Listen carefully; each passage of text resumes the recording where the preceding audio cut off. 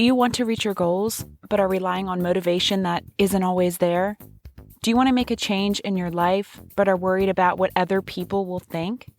Do you feel stuck in a job, a relationship, or any other situation in your life and need the inspiration to make big moves? Are you ready to elevate yourself past your fears? Then elevate with Erica. Grab a bottle and get comfy, friends. It's time for some unfiltered advice.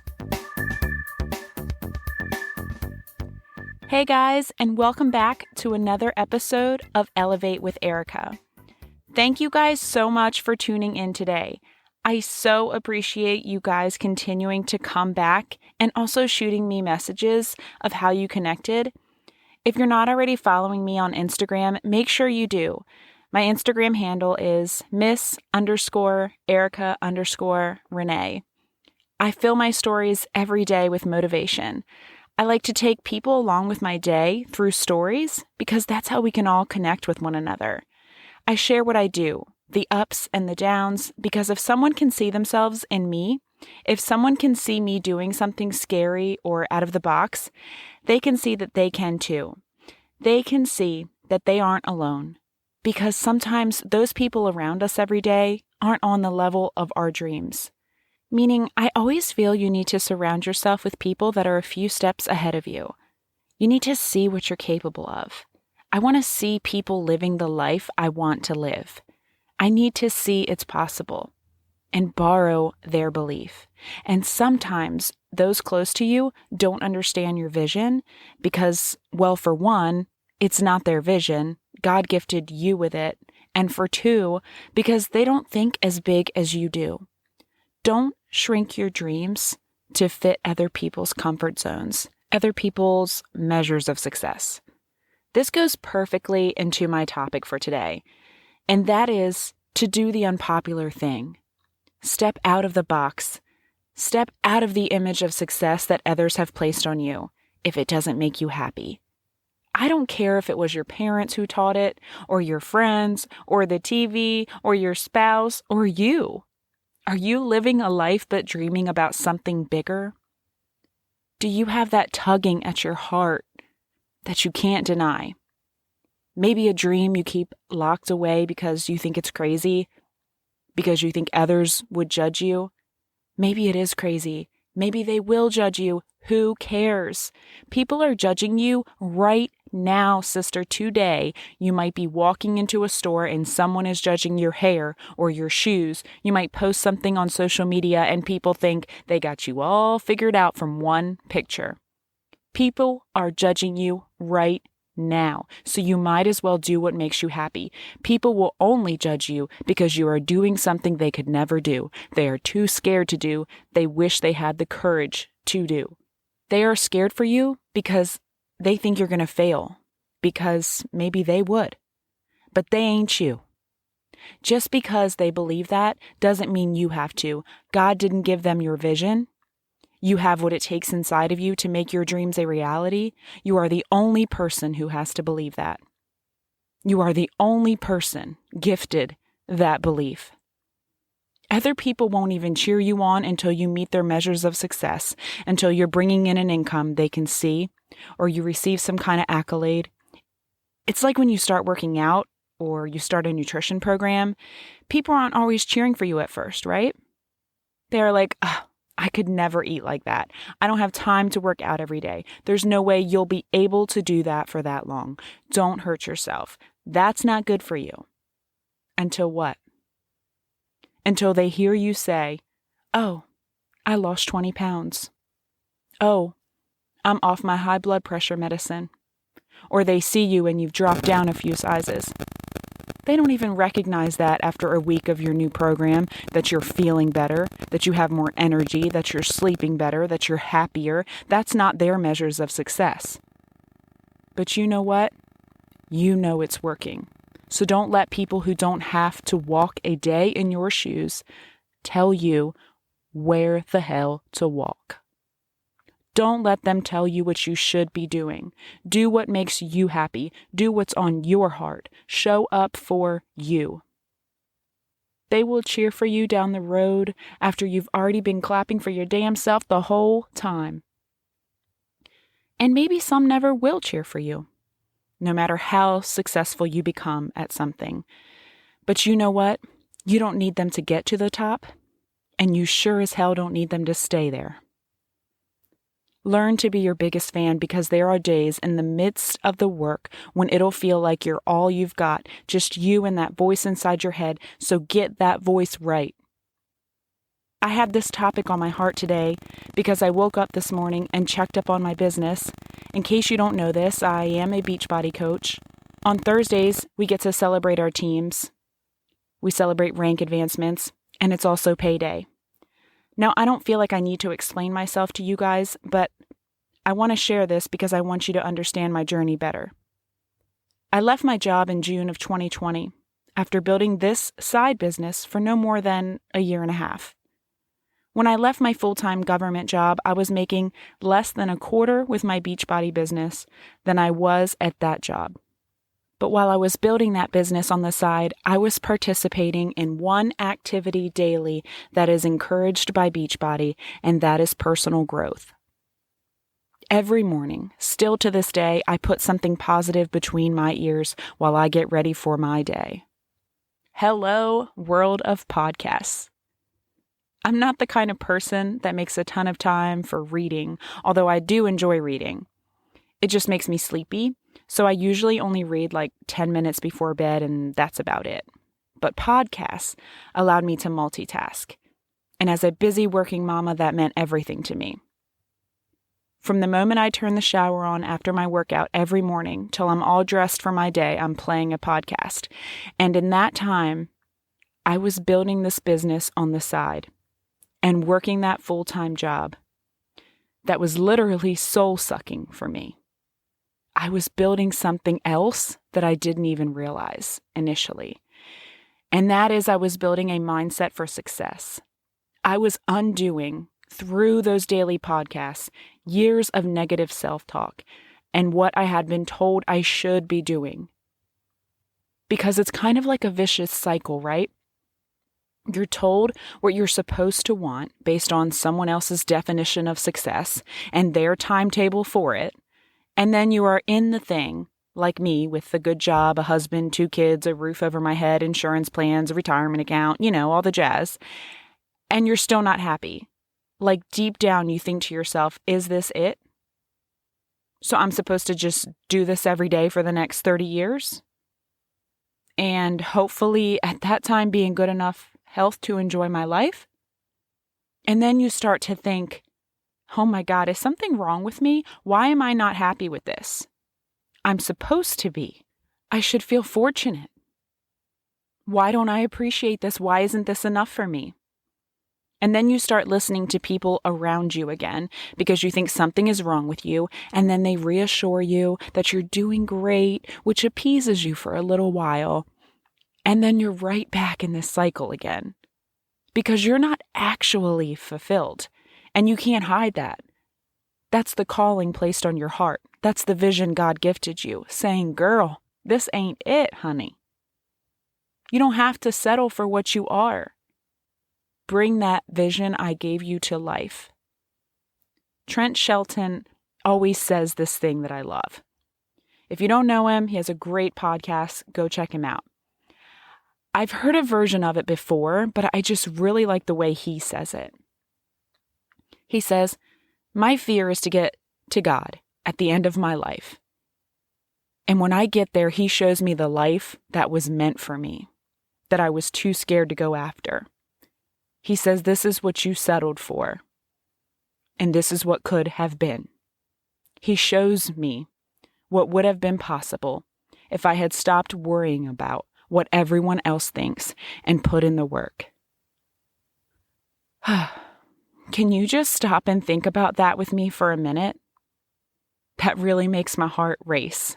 Regret is so sad to me. Like it hurts my heart. We don't get this day back, this month, this year. This is it. I'd rather try and fail at something than wake up at 60, 70, 90 years old and think, man, I should have went for that dream of mine. Man, I should have found the love I deserved. I should have worked my way up in that dream job. I should have made that big move. I should have taken that trip. So, back to my podcast. I started listening every morning while building my business on the side. And what that did for me was that it changed my way of thinking. It instilled belief in me that wasn't there before. I believe that I'm capable of more than just skirting through life. I want to run. Those podcasts lit my soul on fire, not the first 1 or 2, but 2 or 3 years of starting every single day like that. It changed me. We think so many negative thoughts every day. We listen to the negative thoughts of those around us. We have to counteract that. So even though I left only making a quarter of what I was at that government job, I knew I was going to be successful if I could pour my whole soul into it. I'm not telling you to quit your job and go after something, but I had to do that personally because that job was soul-sucking and I had nothing left to give at the end of the day to anything else. I've said it before. I didn't like who I was as a person, as a mom, as a wife at the end of the day. I had to go. I didn't have my husband's support when I left that job. Actually, I did for one night. And then the next morning, he woke up and his own fears had set in. And he shared those with me. I had to let him know that I wouldn't be asking anything of him. And I'm not speaking ill of my husband because I know that he was just scared. For himself, for me, and for our life together. But his limitations are not mine. His mental blocks are not mine.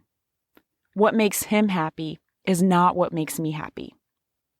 So I had to reassure him that going after my dream wasn't going to affect his life because that's what he needed to feel secure. We are both extremely hard workers, but he was going to work every day and loving his job, and I was going to work every day and hating mine.